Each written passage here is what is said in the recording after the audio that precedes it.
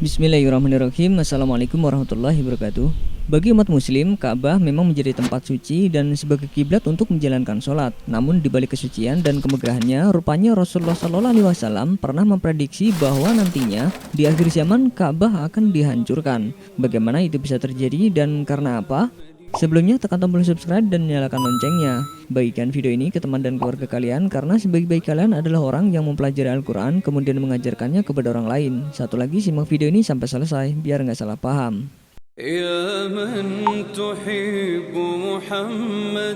Seperti yang kita ketahui, Ka'bah yang dibangun oleh Nabi Ibrahim dan Ismail alaihissalam saat ini masih dijadikan Allah Subhanahu wa Ta'ala sebagai kiblat kaum muslim dari seluruh penjuru dunia. Namun bukan berarti kaum muslim menyembah Ka'bah, melainkan hal itu hanyalah sebagai simbol agar seluruh umat muslim di dunia menghadap ke arah yang sama dan dalam hatinya hanya tertuju pada Allah Subhanahu wa Ta'ala.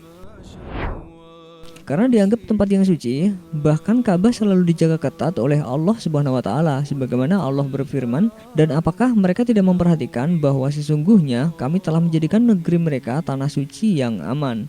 Quran Surat Al-Ankabut ayat 67. Dan siapa yang bermaksud di dalamnya melakukan kejahatan secara dolim, niscaya akan kami rasakan kepadanya sebagian siksa yang pedih. Quran Surat Al-Hajj ayat 25. Hal itu pernah dibuktikan ketika pasukan gajah berusaha untuk menghancurkan Ka'bah. Dengan kebesaran Allah Subhanahu wa Ta'ala, pasukan gajah itu pun gagal untuk menghancurkan Ka'bah. Apakah kamu tidak memperhatikan bagaimana Tuhanmu telah bertindak terhadap tentara bergajah? Bukankah Dia telah menjadikan tipu daya mereka untuk menghancurkan Ka'bah itu sia-sia? Dan Dia mengirimkan kepada mereka burung yang berbondong-bondong yang melempari mereka dengan batu yang berasal dari tanah yang terbakar. Lalu Dia menjadikan mereka seperti daun-daun yang dimakan ulat. Quran Surat Al-Fil ayat 1-5.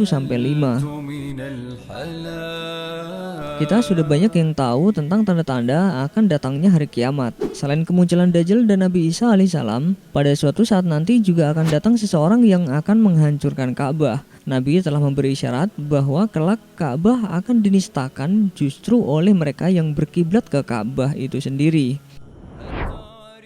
Abu Hurairah radhiyallahu anhu meriwayatkan bahwa Rasulullah SAW bersabda, kelak akan ada seseorang yang dibaiat di antara rukun dan makom Ibrahim, dan tidak akan yang menistakan Ka'bah kecuali orang-orang yang memilikinya. Apabila mereka sudah menistakannya, maka jangan ditanyakan lagi tentang kehancuran bangsa Arab. Kemudian bangsa Habasyah akan datang untuk menghancurkan Ka'bah. Akibatnya setelah itu Ka'bah tidak akan pernah dibangun lagi selamanya. Bangsa Habasyah inilah yang akan mengeluarkan harta terpendam dalam Ka'bah. Hadis riwayat Ahmad dengan sanad yang sahih. Nabi Muhammad SAW pernah memprediksi jika suatu saat nanti, tepatnya di akhir zaman, Ka'bah yang dianggap suci justru harus dihancurkan oleh seseorang yang bernama Dzulqarnain. Dzulqarnain adalah nama sebuah gelar yang artinya si pemilik dua betis yang kecil. Dari Abdullah bin Amru pernah mendengar Rasulullah SAW bersabda, Ka'bah itu dirusak oleh Dzulqarnain dari Habasyah atau Ethiopia. Dicopotinya perhiasan Ka'bah dan dilepas kiswahnya. Seolah-olah aku menyaksikan Dzulqarnain itu orang berbadan kecil yang botak. Agak bengkok pergelangan kakinya, ia menghantam Ka'bah dengan sekop dan linggisnya. Hadis riwayat Ahmad. Sebagaimana juga telah ditegaskan dalam kitab Sahih Bukhari dan Muslim dari Abu Hurairah radhiyallahu anhu bahwa Rasulullah SAW bersabda, Ka'bah itu dihancurkan oleh Dzulqarnain dari Habasyah atau Ethiopia. Hadis riwayat Bukhari dan Muslim. Dzulqarnain adalah orang yang memiliki dua betis kecil. Selain itu, sebagaimana diriwayatkan oleh Imam Bukhari dari Abdullah bin Abbas, seolah-olah aku mengenalnya seperti orang berkulit hitam dan berkaki bengkok yang melepas batu Ka'bah satu persatu. Selain memiliki betis yang kecil dan bengkok, Dzulqarnain digambarkan sebagai sosok yang botak. Ia menghancurkan Ka'bah dengan melepaskan perhiasannya dan menurunkan kiswah atau penutupnya menggunakan skop atau cangkul dan linggisnya. Dulu saat pasukan gajah menyerang Ka'bah, penduduk Mekah memang masih kafir dan belum beriman. Namun mereka tetap menghormati dan memuliakan Ka'bah serta tidak menistakan maupun melecehkannya. Sehingga Allah pun melindungi Ka'bah dari Abrahah dan pasukannya. Sedangkan pria Habasyah yang dijuluki Dzulqarnain menghancurkan Ka'bah setelah orang-orang yang memiliki Ka'bah sudah menistakannya dan berani melecehkannya serta mengabaikannya. Bila mana mereka sudah mengabaikan Ka'bah, Allah pun tidak akan menolong mereka. Juz Suwaikotain akan muncul setelah Nabi Isa alaihissalam dan pasukannya membinasakan Ya'juj dan Ma'juj. Mengetahui Ka'bah akan dihancurkan, Nabi Isa alaihissalam mengirim pasukannya untuk memerangi bala tentara Juz Suwaikotain. Mereka berkekuatan antara 700 sampai 800 orang. Setelah dihancurkan oleh orang tersebut, Nabi Muhammad SAW juga mengisyaratkan bahwa Baitullah Suci tidak akan lagi dibangun atau dimakmurkan selama-lamanya, karena pada akhir zaman nanti akan muncul angin lembut yang akan mencabut nyawa setiap manusia yang masih memiliki keimanan meski hanya seberat biji sawi, sehingga tidak ada orang yang bisa merawat Ka'bah dan sisanya tinggal manusia-manusia jahat. Itulah cerita tentang kemunculan Juz Suwaikotain yang akan menghancurkan Ka'bah. Wallahu a'lam bishawab. Wassalamualaikum warahmatullahi wabarakatuh. Sebelum beranjak dari video ini, mungkin video sebelumnya juga menarik untuk dilihat nih. Tak bisa dipungkiri, terkadang hewan semut kerap menjengkelkan manusia, apalagi pada aktivitas tertentu sampai mengganggu bahkan menyakiti manusia hingga akhirnya semut itu dibunuh. Namun Rasulullah SAW sangat melarang umatnya untuk membunuh semut. Lalu bagaimanakah cara yang benar?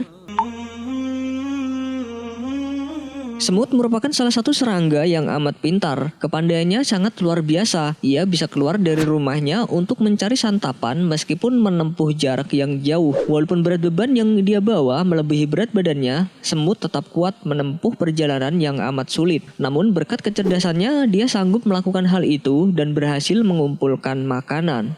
Cerita mengenai semut ini juga tertera dalam apa yang dikisahkan Al-Quran tentang semut dan juga Nabi Sulaiman alaihissalam yang bisa mendengar perkataan semut. Dalam surat An-Naml ayat 18, Allah Subhanahu wa taala berfirman, "Hingga ketika mereka sampai di lembah semut, berkatalah seekor semut, 'Wahai semut-semut, masuklah ke dalam sarang-sarangmu, agar kamu tidak diinjak oleh Sulaiman dan bala tentaranya.' Sedangkan mereka tidak menyadari." Quran surat An-Naml ayat 18.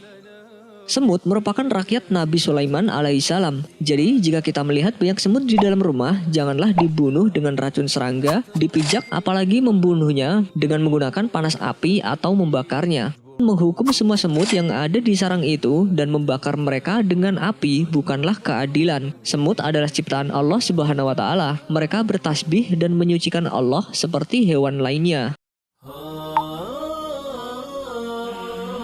Manusia tidak boleh membunuh semut, sebagaimana tidak boleh membunuh binatang lain kecuali hewan yang menyerang dan mengganggu. Dalam sebuah hadis terdapat larangan membunuh semut, tawon dan burung hudhud serta burung surat. Dari Ibnu Abbas radhiyallahu anhu, ia berkata, Nabi Shallallahu alaihi wasallam melarang membunuh 4 hewan: semut, lebah, burung hudhud dan burung surat. Hadis riwayat Abu Daud.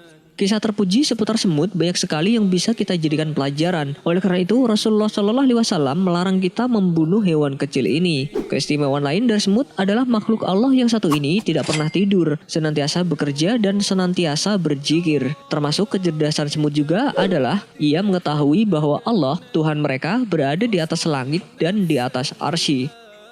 Abu Hurairah meriwayatkan bahwa Rasulullah SAW pernah bersabda, suatu ketika Sulaiman keluar untuk mencari minum. Ia lalu melihat seekor semut terbaring terbalik dengan mengangkat kaki-kakinya ke langit dan mengucapkan, "Ya Allah, sesungguhnya kami adalah makhluk dari makhlukmu. Kami tidak dapat hidup tanpa pemberian minummu." Nabi Sulaiman pun berkata, "Kembalilah kalian, sesungguhnya kalian telah diberi minum berkat doa selain kalian." Hadis riwayat Ahmad.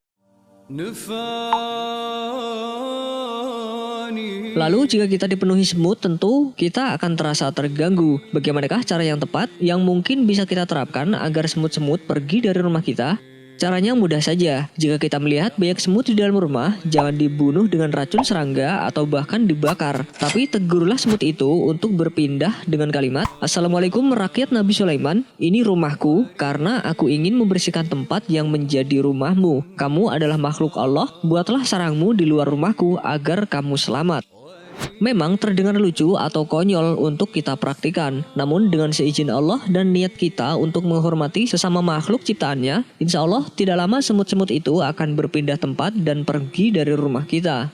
Dalam sebuah riwayat disebutkan dari Abdullah bin Mas'ud radhiyallahu anhu, ia berkata, "Kami pernah bersama Rasulullah Shallallahu alaihi wasallam melewati sebuah sarang semut yang telah terbakar. Lalu Nabi marah dan bersabda, 'Sesungguhnya tidak patut bagi manusia untuk menyiksa dengan siksaan Allah.'" Hadis riwayat Ahmad dan An-Nasa'i.